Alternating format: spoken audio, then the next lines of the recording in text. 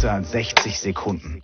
Eine Stunde hat 60 Minuten. Und ein Tag hat 24 Stunden. Das Leben eines 24-Jährigen hat 8760 Tage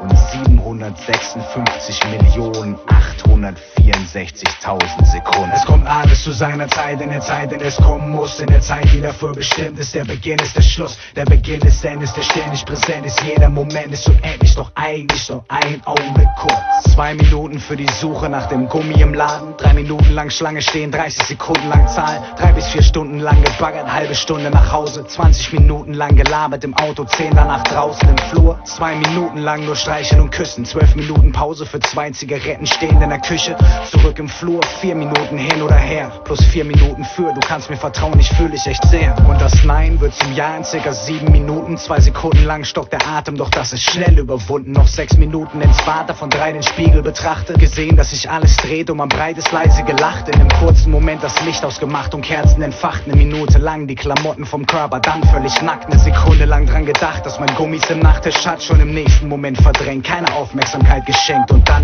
10 Minuten oder waren es doch 40 amüsiert und dann 4 Minuten geschwiegen, Blicke vermieden, 12 Minuten lang geredet, 5 Stunden lang dann geschlafen, geduscht für nur 3 Minuten und 8 für Toast und Tomaten, 10 Minuten für ich gehe jetzt, es war schön und wir sehen uns, 10 Sekunden für schreibt mir SMS, 8 Sekunden lang Abschiedskuss, 20 Minuten nach Haus, aus den Sachen raus, danach 1 Stunde geduscht, doch der Geruch geht nicht raus, 4 Monate für den Alltag, 2 Stunden für Fieberschübe, 2 Stunden fürs Wartezimmer beim Arzt und sich übel fühlen, 4 Minuten Blutabnahme, 6 Tage warten auf Werte, die Sekunde des Ergebnisses im Leben die schwerste, 1000 Stunden für Zweifel und Reue, 20 Sekunden verzweifelt, 20 begreifen, dann 20 weinen, 20 schreien, 24 sein und erkennen, oh mein Gott, was hab ich gemacht, 24 Jahre getauscht für den Rausch von nur einer Nacht.